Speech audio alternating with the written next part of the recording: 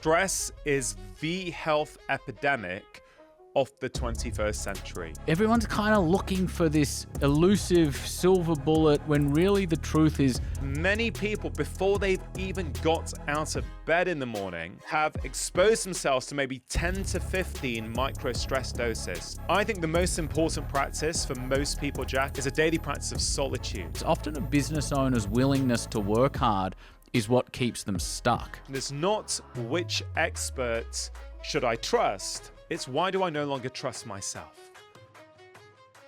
Dr. Rangan Chatterjee, you are a Sunday Times bestseller. You have millions of followers. You're an incredibly successful podcast host, and all for very good reason. Your message around how to be the healthiest version of you, the best version of you, is so incredibly fundamental, so incredibly true, yet also somewhat counterintuitive. And so let's start here. If somebody has just clicked on this podcast, they're watching it or listening to it, why should they listen to this conversation? Because I'm going to make health and happiness really easy and straightforward, Jack. We completely overcomplicate health. We overcomplicate happiness. And the truth is, it doesn't matter who you are, Jack, whether you are, a dad looking for optimal performance, a business owner wanting to make better decisions, wanting to actually have more productivity, more focus. It doesn't matter what your goals are in life. You need health in order to achieve them. It's something people neglect. It's something people get confused by. And in our conversations today, Jack, I'm really hoping that I'm going to clarify things and make health really, really simple. So no matter how busy you are, you're going to learn a few things, I hope, that are going to help you take care of yourself better so you can live a better life. Dr. Chatterjee, you're a physician, you're an author, you're a broadcaster. And so with that context, I'm going to acknowledge perhaps the difficulty of answering my next question, which is, can you sort of simplify and point to, in your view, what do most people get most wrong about health and happiness in today's world? I think they neglect the impact of chronic stress. So I see health very simply through the lens of what I call the 4 pillars of health: food, movement, sleep, and relaxation. And I think a really helpful starting point for anyone, no matter what their goals are, is to ask themselves, which one of these 4 pillars do I need the most help in? Because, Jack, what often happens is that we default to focusing on our favorite pillar. So there'll be someone listening to this, Jack, right now who, is quite into their nutrition. They eat pretty well. They try and buy good food when on the roads. And so when they're thinking about, this month I'm going to improve my health, they're still focused on nutrition. They're actually neglecting the fact that they may only be sleeping 5 hours a night, or that they're chronically stressed. And what I found time and time again, particularly I would say with business owners, is if you can identify your weakest pillar, you're going to gain much more benefit from making a few small adjustments there than making your strongest pillar even better. You're only as good as your weakest link. It's that kind of mentality. And I would say I can't speak for everyone because we're all different. We've all got different lives. We've got different pressures. But, you asked me, what do I think is one of the common mistakes people make? I think for many people, they just don't value how important managing their stress is. So that's the relaxation pillar. I would say myself, for many years, the other 3 pillars have been pretty good. But like many busy, and in inverted commas, so-called successful people, it's that chronic stress that just sits there in the background that's massively impacting our health, our happiness, and our ability to perform at work. So, Jack, look, you talk to a lot of business owners, right? Yeah. Now, what is a key skill that one needs as a business owner? I would argue it's the ability to make good decisions. Absolutely. Right? You need clarity. You need to take in all the information and not allow stress to impact your decision-making process. You need to be able to stay calm. Now, here's the thing about stress, which a lot of people don't think about. How do you make decisions? Well, think about your brain in two parts, okay? You've got the front part of your brain that we call the prefrontal cortex, okay? And that part of the brain is how you make logical, rational decisions. You've also got another part of your brain, and this is a slight oversimplification, but it's a useful way of thinking about it. You have the emotional part of your brain, the more primitive part of your brain that's really driven by emotions. Now, ideally, you want both of these things balanced, so you're taking both parts in whilst you're making a decision. But when you're chronically stressed, when you've not taken a break at lunch, when you've been working through the weekends, when you're doing emails every evening, even in your bedroom before you try and fall asleep, that chronic stress basically switches off the front part of your brain. So that prefrontal cortex, which you need online to make good quality decisions, goes offline. And so our decision making comes from our emotional brain. And a simple way to think about this is, I don't know, let's say you've had a relaxing weekend off, Jack, where you've just gone for walks, you've maybe gone to the gym for a workout, you've been out for a nice meal in the sun somewhere. You could read an email on Monday morning and be really calm. You go, you know what? I know how to fix this situation. We don't need to worry about the minutiae, big picture here. This doesn't matter that much.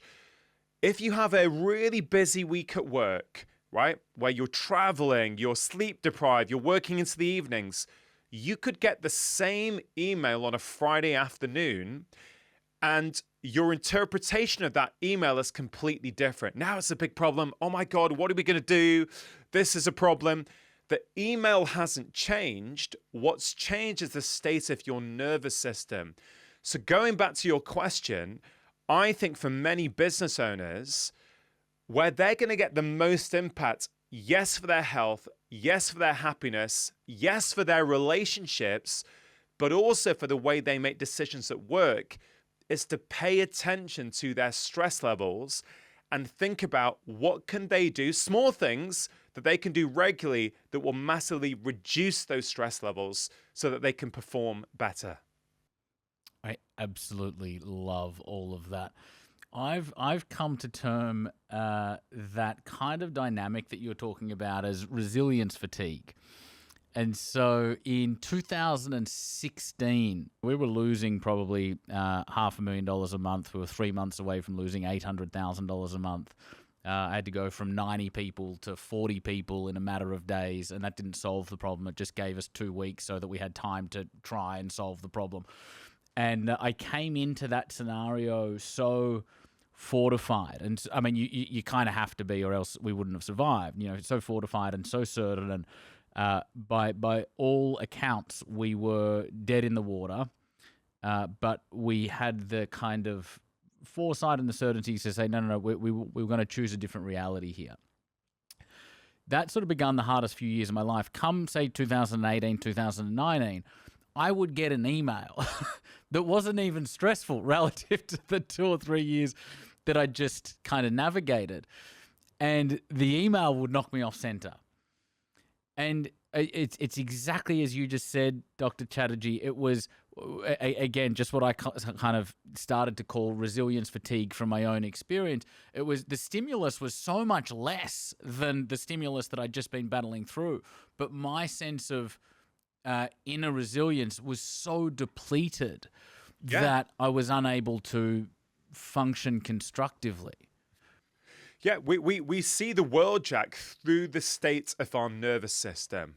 So we literally have different realities in how we perceive the world, and we perceive emails, and we perceive stressful situations because of, you know, how wound up is our nervous system. And a useful way to think about this is something I would say my patients for many years have found really, really helpful, is this concept of a personal stress threshold, right? So what I often say to patients is that, well, we've all got our own personal stress threshold, and yours is going to be different from mine. And of course, it's going to change from day to day and month to month and year to year. But essentially, the thing to know is that our problems in life start when we get close to that personal stress threshold, right? So let me paint a picture here. let's say someone has got a, I don't know, really stressful job. Okay. They come back late. They're a bit worried about certain things in their business. They want to switch off, so they don't want to go to bed. They start binge watching Netflix in the evening because they just need some sort of distraction from their work. Okay. I'm not judging this. I'm just saying the reality of how many people live these days. And so they go to bed a bit late, maybe midnight. And their alarm goes off the following day at 6 a.m. to wake them up for work. Now, I've got a concept called micro stress doses. So what is a micro stress dose, or an MSD? A micro stress dose is a little dose of stress that in isolation you can deal with just fine. Okay? The problem arises when those micro stress doses start to mount up. So let's imagine you've had a really good night's sleep, okay? And you wake up away from your personal stress threshold, okay? So in fact, let's imagine you're that person who went to bed late, life's stressful, you switched off on Netflix, and you went to bed too late. Okay, so you've gone to bed. At 6 a.m. when your alarm goes off and you're in a deep sleep, that's micro stress dose number 1, okay? Usually, for many people, their alarm is on their phone, right? So they pick up the phone and maybe they'll put snooze button back on, right? And they get 6 more minutes sleep. And then it goes off again, micro stress dose number 2, because these things are jolting you out of your sleep. So that's a stress on the body. Then you're still in bed, you're half asleep. And because your alarm is on your phone, you pick it up and let me just quickly look at email. Oh man, there's 3 work emails I didn't take care of last night. I need to sort it out today. Micro stress dose number 3. Then you go to your favorite social media platform and someone's been rude to you on your last post. Micro stress dose number 4. You quickly go to the news and see about this explosion in a different part of the world that has nothing to do with you. Micro stress dose number 5. The point I'm trying to make, Jack, is many people, before they've even got out of bed in the morning, have exposed themselves to maybe 10 to 15 micro stress doses. What does that mean? That means you woke up really far away from your stress threshold, but actually you've already accumulated 15 micro stress doses whilst you're in bed, which means you're a lot closer to your stress threshold. What does that mean? It means you've got less resilience and capacity in the day. It will not take long or much at work to get you to that personal stress threshold. And when you hit that threshold, what happens? That's when you send a snarky email to your colleague. That's when your back goes. That's when your neck goes into spasm. That's when you fall out with someone in your workplace, right? It's because you're at your stress threshold. So, I mean, Jack, for me, I've found that to be quite a useful way for people to think about stress. And so the way you handle that is you go, okay, then, how can I reduce how many micro stress doses I expose myself to, particularly when I have an element of control, because some of these things you can't control at work. But also, if I am getting closer and closer to that stress threshold, what is it that I can do to take myself away? So that's just another way that people can start thinking about their day and when things start to go wrong. You said a really powerful sentence earlier, and I'm paraphrasing, but it's we experience the world through the state of our nervous system. And Dr. Chatterjee, I'm guessing that the vast majority of us are living above our stress threshold most of the time. The World Health Organization have been saying for many years now, this is even before the COVID pandemic, they had this on their websites. Stress is the health epidemic of the 21st century. So absolutely, Jack. And why is that? There's a whole number of different reasons, but one of the big reasons for sure is that the boundary between work and home has kind of been decimated. And technology, for all its incredible benefits, look, we're on different parts of the world now having this conversation. What a wonderful use of technology. At the same time, one of the big downsides of modern technology is that you can be chilling with your children on a Sunday morning and still be able to very quickly tune into what's going on in work and see problems that arise there, which then takes you into your work and away from your relationships, right? That, I mean, I think we all recognize that. You don't need me to explain that. I think we all understand that our free time sometimes now gets infiltrated in a way that it never used to before. But yes, I would absolutely agree, Jack, that many people are living at their stress thresholds or beyond them. And you can see this online, Jack. I mean, how divisive does the world look when you're online?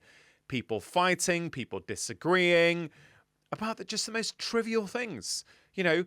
When someone's getting really amped up online because they don't like a post that someone's made, I think about the state of their nervous system, right? Because listen, I get it. I'm not saying all posts are wonderful, but in a world of 8 billion people, not everyone is going to see the world in the same way as you. That's okay, right? You don't need that person online to see the world in the same way as you. Wouldn't it be boring if everyone on the planet saw the world in exactly the same way?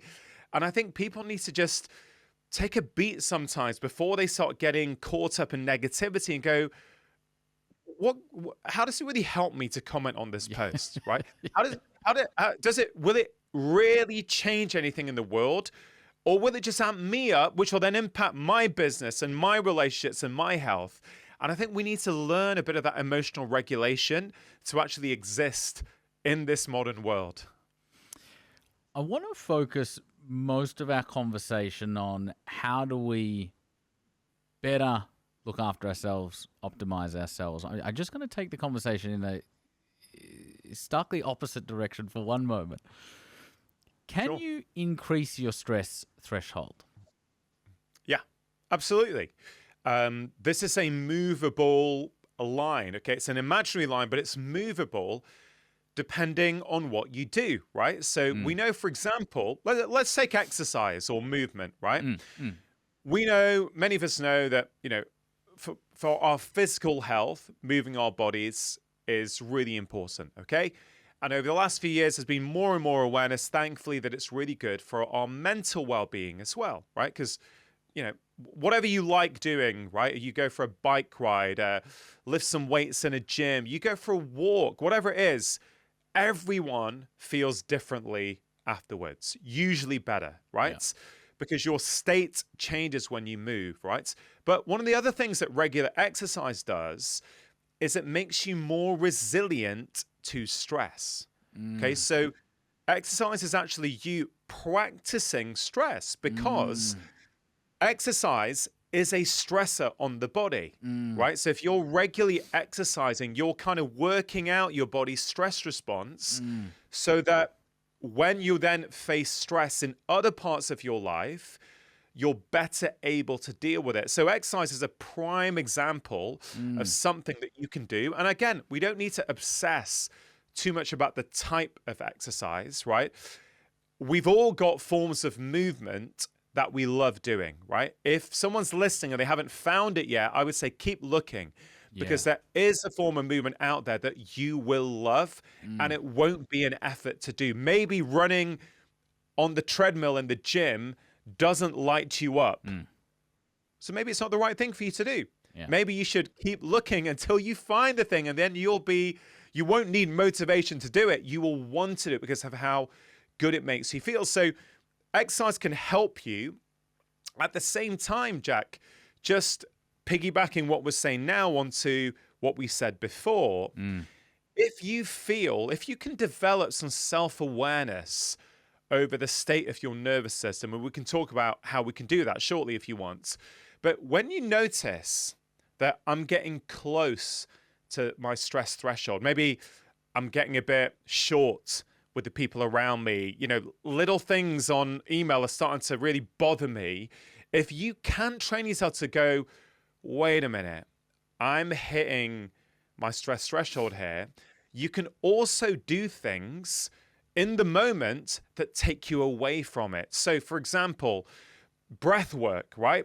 It's, we can hear that term breath work and go, oh, what, Dr. Chatterjee, you're going to tell me how effective breathing is? Well, as it happens, Jack, yes, I am, because breathing is free and it's one of the most effective things you can do to change the state of your nervous system within 1 minute, right? So one of my favorite breaths that I've been teaching patients for years is called the 3-4-5 breath, right? So You breathe in for 3, you hold for 4, and you breathe out for 5.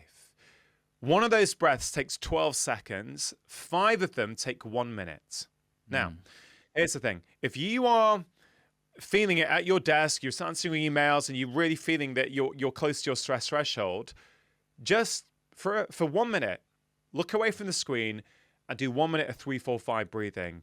I promise you, you will feel differently within 60 seconds. I have used this with, I talk to a lot of companies. I give a lot of corporate talks about how they can perform better, how people can improve their well-being at work. And I say, it doesn't matter who you are, right? Whether you're in the lowest rung of the ladder in a company or you're the top, you're the CEO. The 3, 4, 5 breath will work to change your state. And why does it work?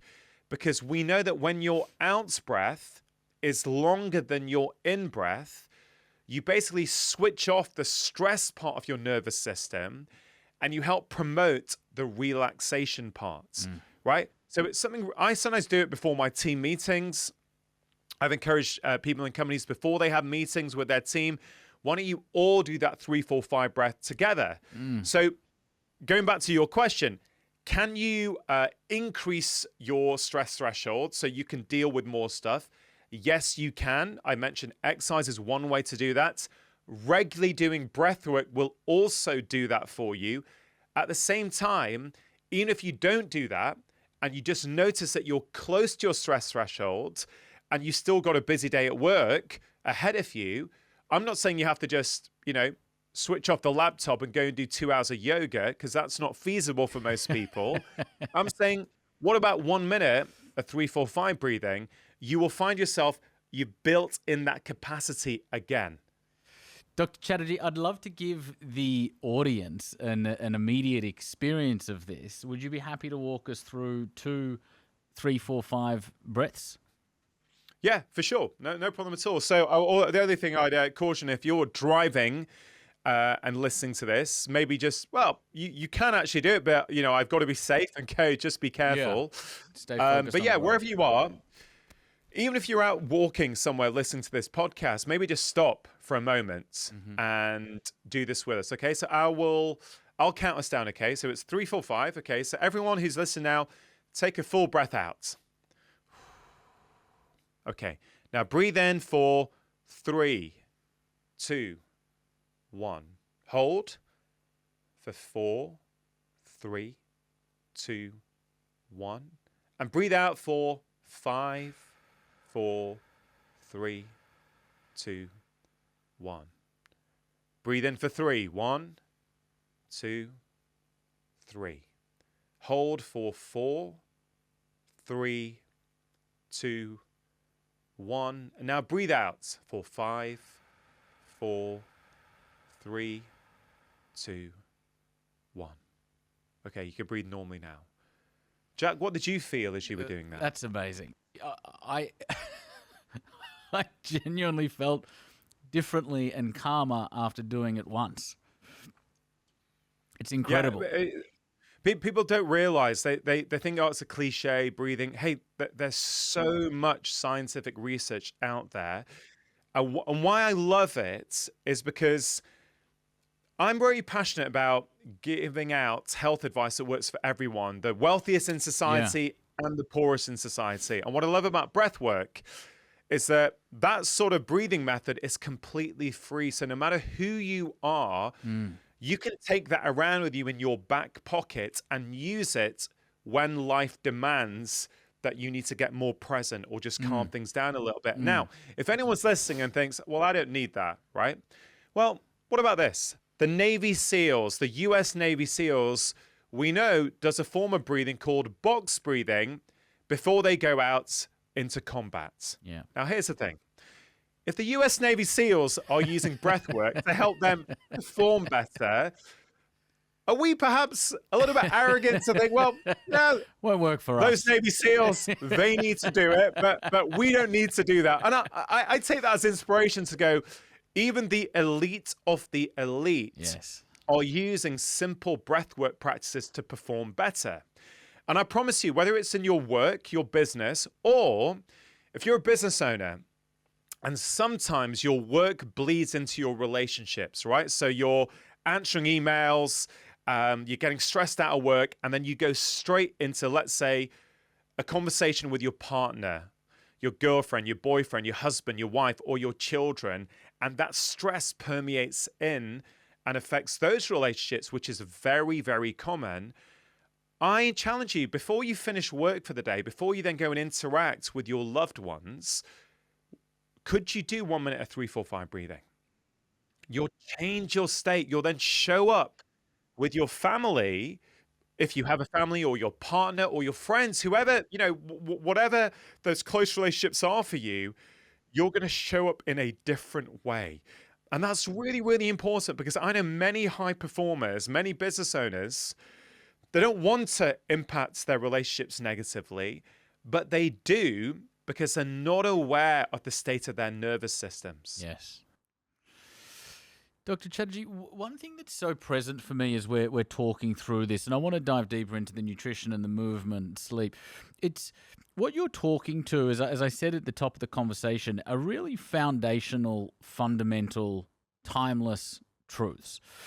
One of the things that I have observed in my own experience and working with so many business owners and entrepreneurs over the last 2 decades is that the vast majority of people are usually looking for something that's fancy and complicated and the current trend or the current fad, often to the detriment of the fundamentals, often to the detriment of the basics. And so, at the moment, a health and fitness goal of mine is to lose fat and build muscle. And so, I need to be in a healthy, small calorie deficit, and I need to be lifting weights. I don't need to be drinking lemon water at 6:04 a.m. every morning while the sun faces east. I don't need to be doing any of the, anything more complicated than that. If I just do 2 or 3 fundamental things, I'll get the outcome. The same is true in business, right? In order to great businesses are great because they do the basics well at scale. How many qualified leads are you generating? How quickly do you get onto them? What conversations are you having with them once you get onto them? How are you getting them started? What does the onboarding look like? What does the customer experience look like? And how are you offboarding them if that's part of your business model?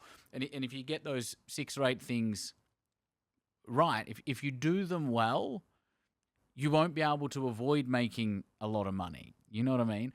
And so do you have the same observation when it comes to health and happiness, in that everyone's kind of looking for this elusive silver bullet and we're overcomplicating it when really the truth is often simpler and sometimes more difficult than what we would like to imagine? Jack, I couldn't agree more. I mean, if I could agree 200% with what you just said, I would. Because I've seen this for years. Right now, look, what's the current state of play about health information, right? There's more health information out there than ever before, right? And I would say in many ways that's a good thing, okay? There's more and more health podcasts. There's more and more people online posting about this stuff. One of the downsides of all this information is that people have got confused, right? So humans have this sort of novelty bias. We love the latest thing, right? We love, oh man, I just heard about this on that podcast, or I heard, this neuroscientist talk about this new bit of research that means I've got to go cold for 4 minutes, then hot for 7.5, then back again. Or, okay, great. I love all that stuff. I love reading the research. I love learning about it. But the truth is, we knew how to keep ourselves healthy 50 years ago, right? We knew how to do it 30 years ago.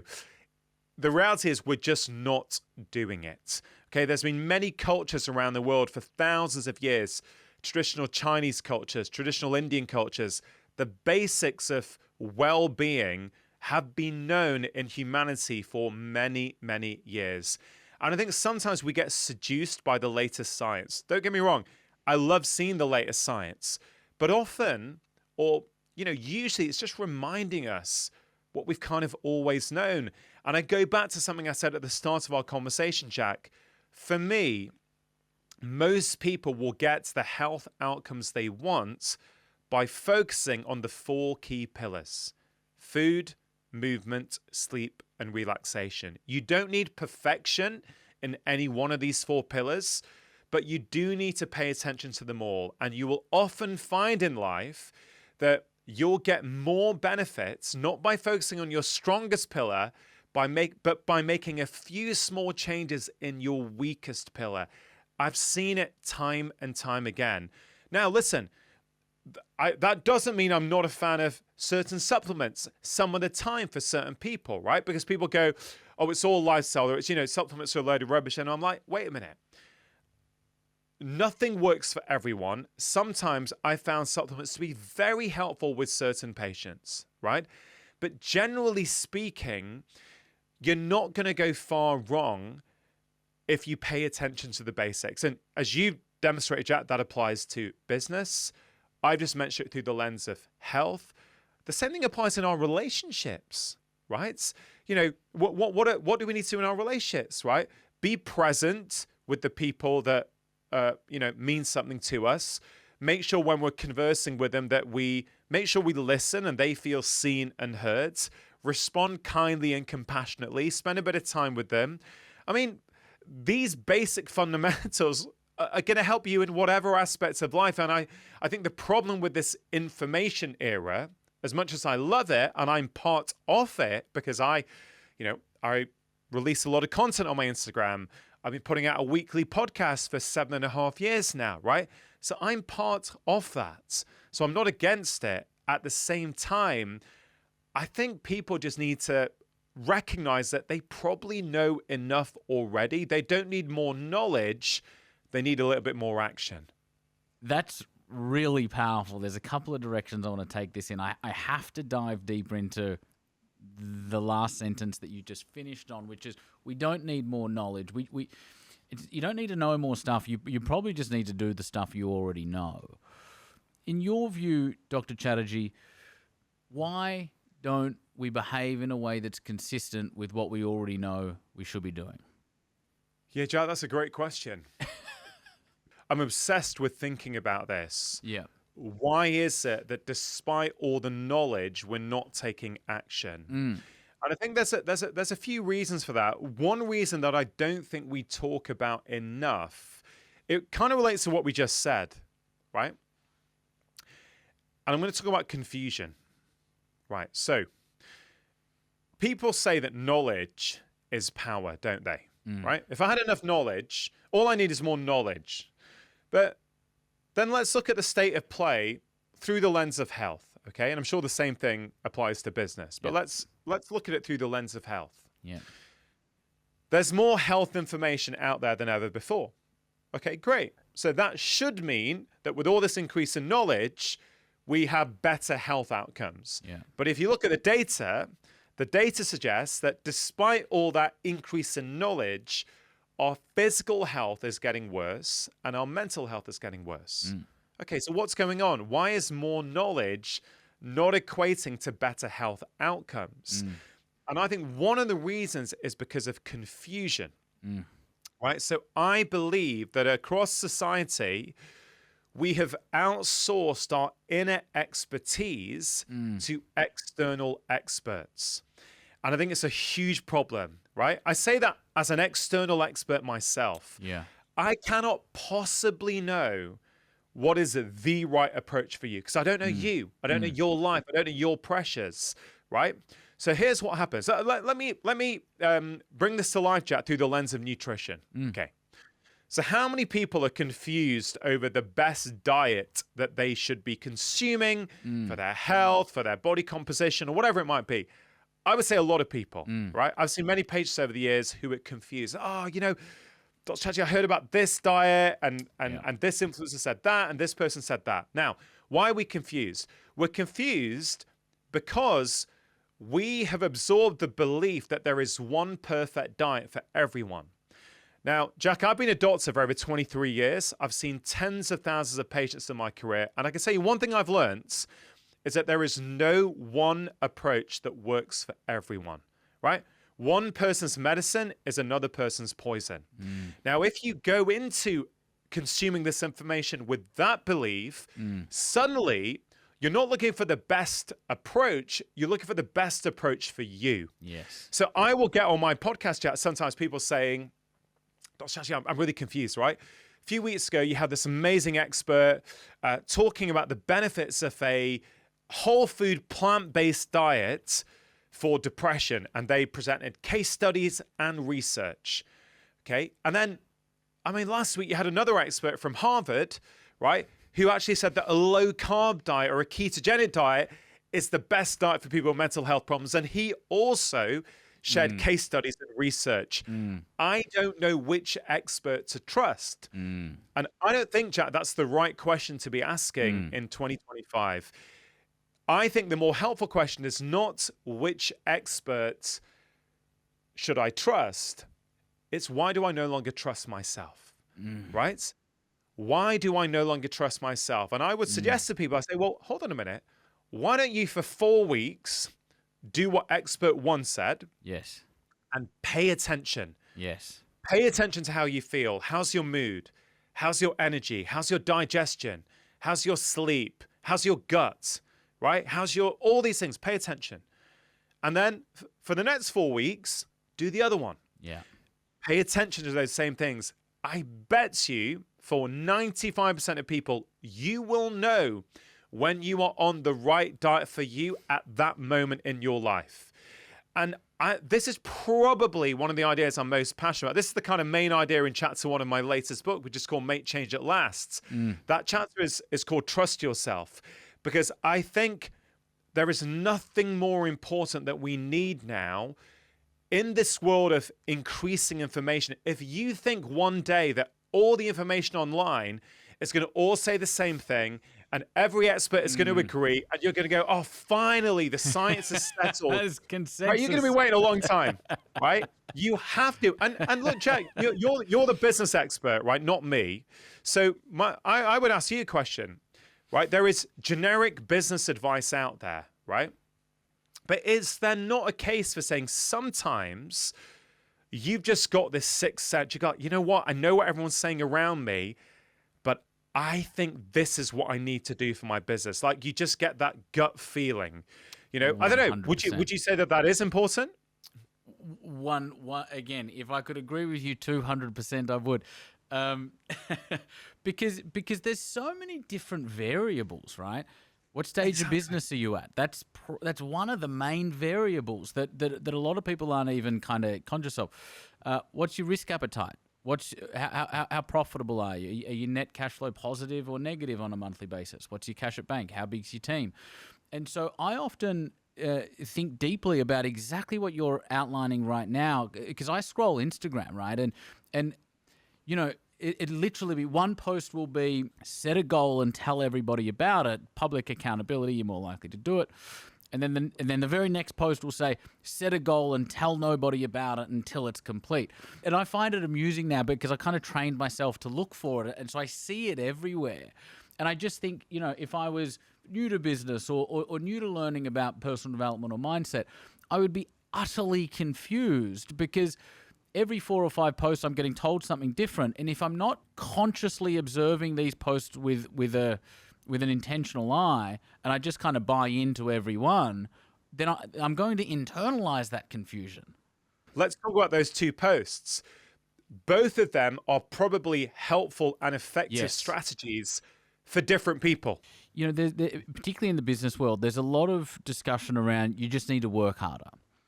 And, you know, I've got an interesting vantage point in that I see inside hundreds, maybe 1,000 businesses every year, right?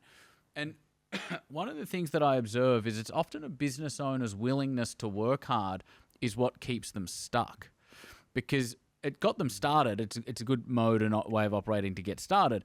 But, you know, you get to 7 figures and 8 figures and the propensity to I'll just do it myself is actually the limiting behavior, and it's actually the limiting belief, and you need to now start generating leverage.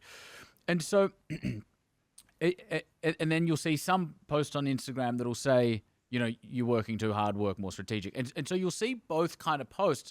But, and as you said earlier, both of them will be true for different people.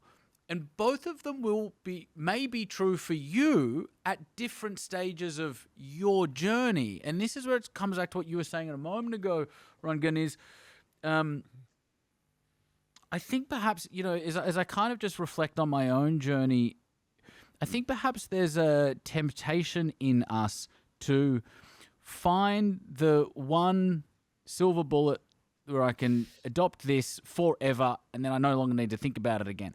But the problem is that we're always changing, we're always evolving. You'll work hard for 3 years, you'll get a whole bunch of good outcomes, then you'll need a bit of a rest, and then you might need to meditate a little bit more. You know, there's ebbs and flows and there's seasons. And so I think what you're saying is so incredibly powerful for the audience, which is remember to choose your rituals,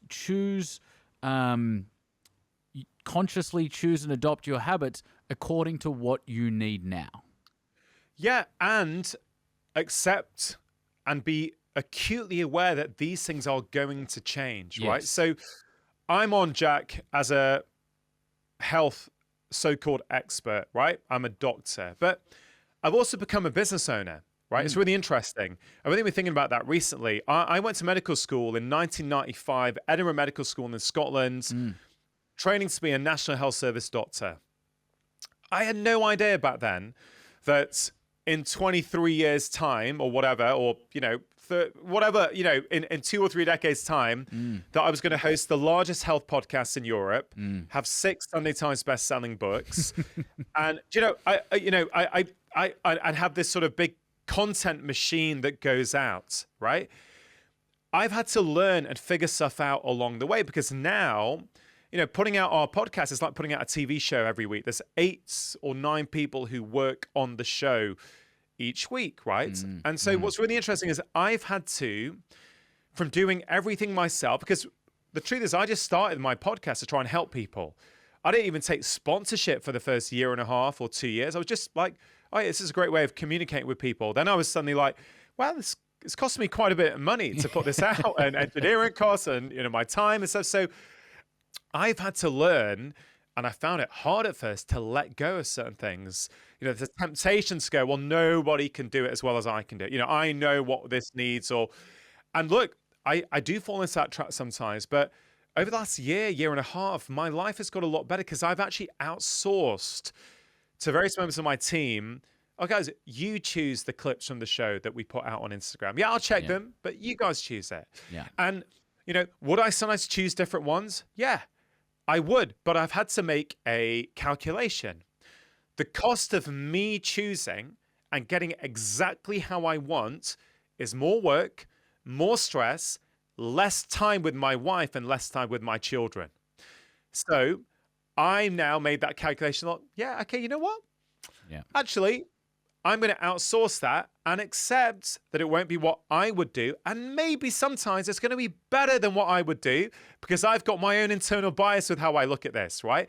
So I don't know how useful that is for your audience, Jack, but I just thought a very simple 100%. explanation of how I've had to adapt and make different decisions throughout my career. Another thing I've had to do, which I'm sure many of your guests would have spoken about in the past, is get better at saying no, right? Yeah. So I started off my career 7-8 years ago.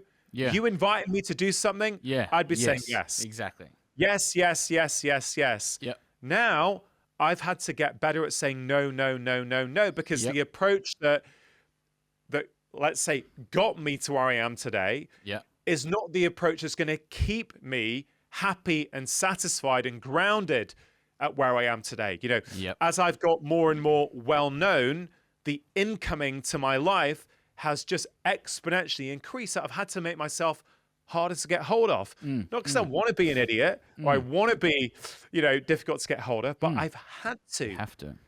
So the approach you take for your health, your business, your relationships, it has to constantly evolve. But that's the kind of, that's the human experience, Jack. Nothing stays the same forever. We're always evolving. We're always having to change. And I would say the people who thrive in life are generally the ones who get really good at change.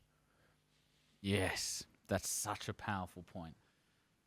I've got 2 pretty big questions I want to ask to wrap things up. Before I do that, Dr. Chatterjee, as we're talking, what's front of mind for me is that you're in Australia very soon, and anybody listening or watching to this has to come and see you speak.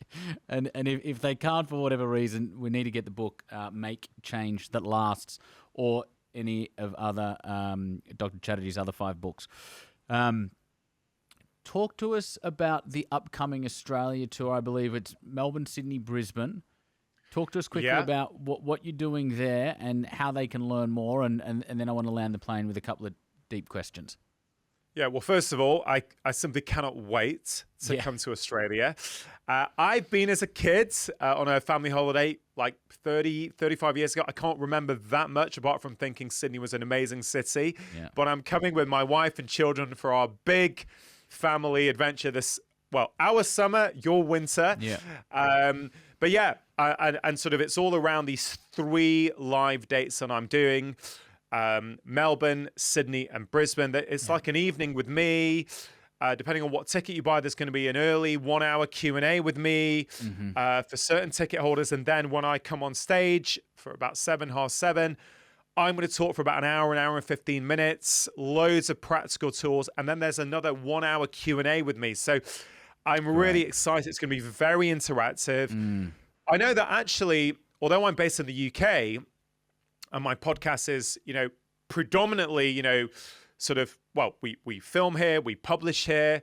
The truth is that I think Australia might be the 2nd or 3rd biggest audience that I have. So I've got a huge part of my audience is in Australia.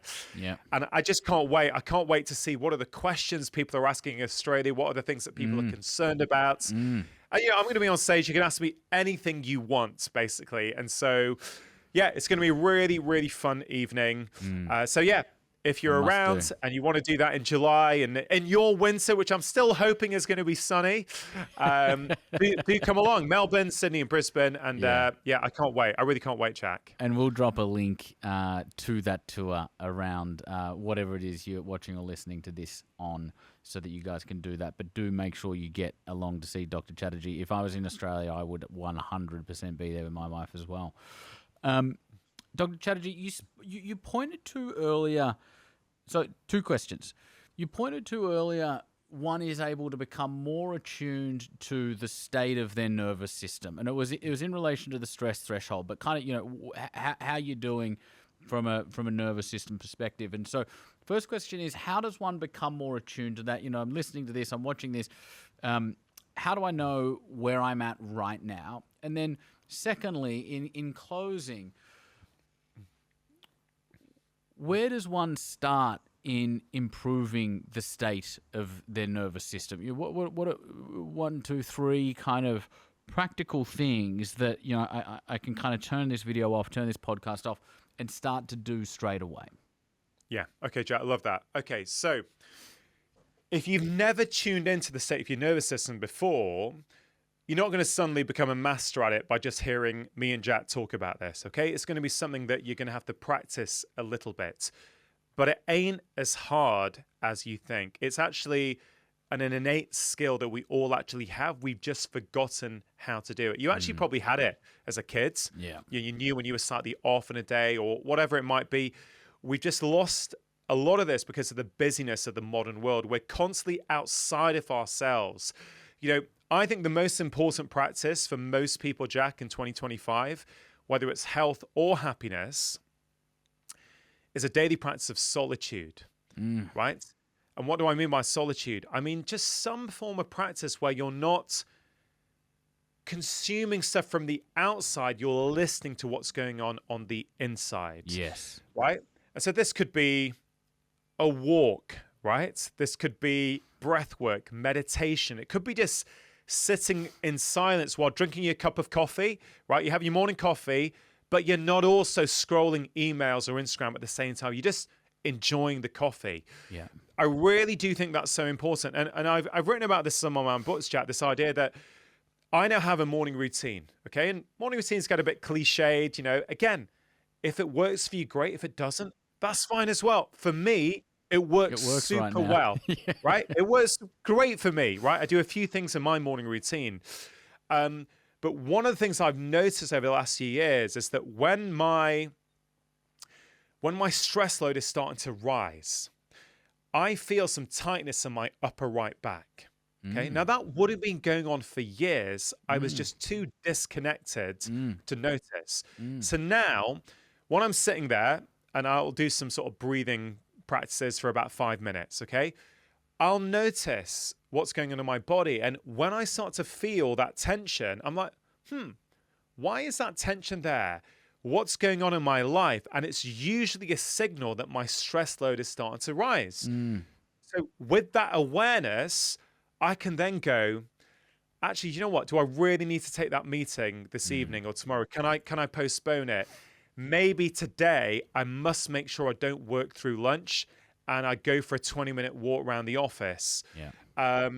Maybe I can't do anything in the week, but I can feel my stress load starting to rise. I must try and protect my weekend as much as possible because I know I'm going to need it. It's such simple things, Jack. It's simply you start to notice, oh, I've got a bit of tightness.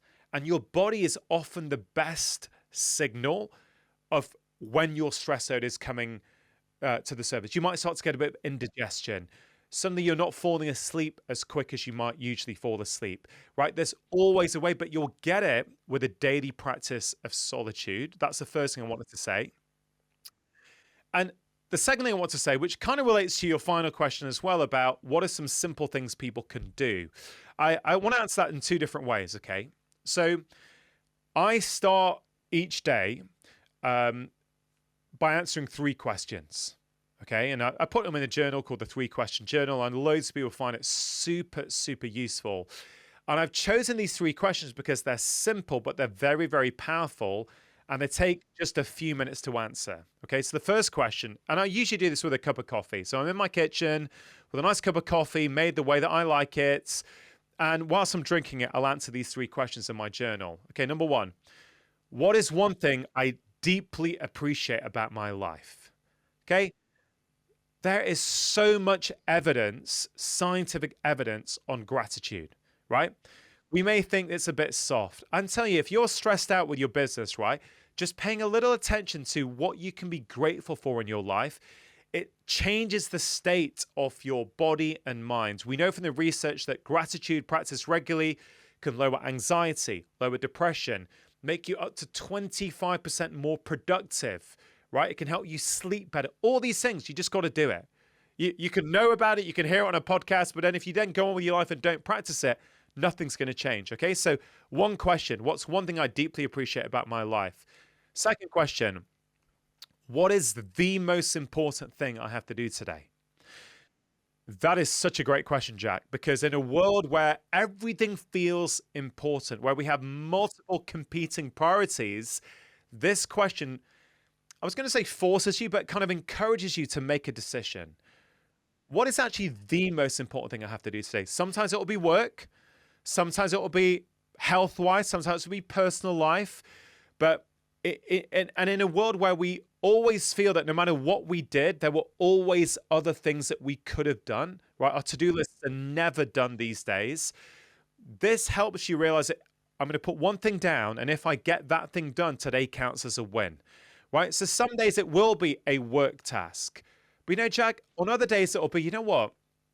I've not seen my wife much recently. I must make sure that tonight, once the kids are in bed, I spend some quality time with my wife. It doesn't mean that my work wasn't important that day. It was just that my focus for the day was the most important thing I have to do today is spend some quality time with my wife in the evening, okay? And I tell you, Jack, I don't know if you know this or not, when the word priority came into the English language in the 1500s, it was a singular word, okay? You couldn't have priorities. You could only have one priority. And now look at us all. We're drowning in all of our priorities, right? So it may be better if we stuck with the 1500s model. Yeah. But it's, look, initially people might find that question challenging because, but I don't know. Is dinner with my wife more important than my work? No. That's not the point. The point is you make a decision. It doesn't even matter if it's the right decision. I promise you, by answering that every day, your decision-making gets better, right? So that's the second question. And the third question, which I love this one, right, is which quality do I want to showcase to the world today? And why that's so important to me is that a lot of the stress in our life comes from our relationships, whether it's with our workmates, our teammates, our colleagues, our partner. And I think some of the time it's because we're stressed. We've been talking about that throughout the conversation, Jack. When we're in that chronic stress state, it changes who we are, right? You see the world differently. You're looking for threat. You're reactive. Your vision comes in. Your focus comes in. You're hyper vigilant, right? So when your partner says something really trivial to you, you take it as a threat, not because what they said was a threat, but because you're stressed, right? And actually, when we're really feeling calm and grounded, we're more kind, we're more forgiving. We can see the other side to things, right? So that question just is a really simple way of going, what quality do I want to showcase to the world today? Okay, I want to showcase to the world the quality of patience today. Now, here's the thing. It doesn't mean that you're going to be able to do it 100% of the time, but by having a few intentional moments that morning where you go, I'm going to be patient today, I promise you, when you're tempted later on to be impatient to your teammate who sent you an email that you think they should have been able to handle, you will remember, you know what? Yeah, I could react. I actually said this morning I was going to be patient. No, you know what? I'm not going to react to that. And over time, this isn't a one-hit, Jack, where you just do it once and your life changes. You answer those 3 questions every day, I guarantee that your life will feel differently within 7 days, because I've seen it, I've experienced it. So, I'm a big fan of making health accessible. Just take those 3 questions and use them. There is a journal out there called the 3-Question Journal if you actually want a journal that makes it easy for you to do it, but you don't have to. I promise you, even if you take one of those questions, what is the most important thing I have to do each day, and you answer that for the next 7 days, I promise you, you'll have greater self-awareness of yourself, and your life will start to change for the better. Yes. Those 3 questions are incredibly powerful. What I love about the 3rd question is it reminds us that we get to choose what qualities we want to demonstrate, and so we're able to be intentional with our character that day. And I think the other benefit is, I kind of feel into what you're talking about, is I think what we all find is that when you try to practice patience, let's say patience is the virtue you want to demonstrate that day. After you do that 3 or 4 times, patience might be your virtue 3 or 4 days out of the 2 weeks. You'll get better at it. And so, so much of this is trained, so much of it is kind of practiced. And so I love the intentionality that those questions bring into one's kind of psyche, but into their day. Yeah, thanks. I know that it's very, very powerful. And as I keep reminding people, it's simple, but those 3 questions won't change your life unless you actually do them. Yes. Right? So if anyone listening has had the slightest inkling that, maybe those might benefit me, I would say make a commitment to yourself right now. Just say to yourself right now, for the next 7 days, I'm going to give them a go. Okay? And if in 7 days you don't feel different, fine. Discard them and say that Dr. Chatterjee, who was chatting to Jack, is talking rubbish. That's not for me. I'm totally okay with that. Yeah. But at least try that for 7 days before you make that assessment. 100%. Dr. Chatterjee, this has been such an enjoyable conversation. I can absolutely see why you have become so incredibly popular and successful with regards to health and happiness. Thank you so much for coming on. Hey, Jack, thanks so much for having me on the show. I really appreciate it. Team, we will also link to Dr. Chatterjee's Instagram around this episode, wherever you're watching it. And if you are in Australia, make sure you get to Melbourne, Sydney, or Brisbane in July 2025 to see this man live. He will change your life. Rangan, thank you very much. If you got value from this episode, do this now.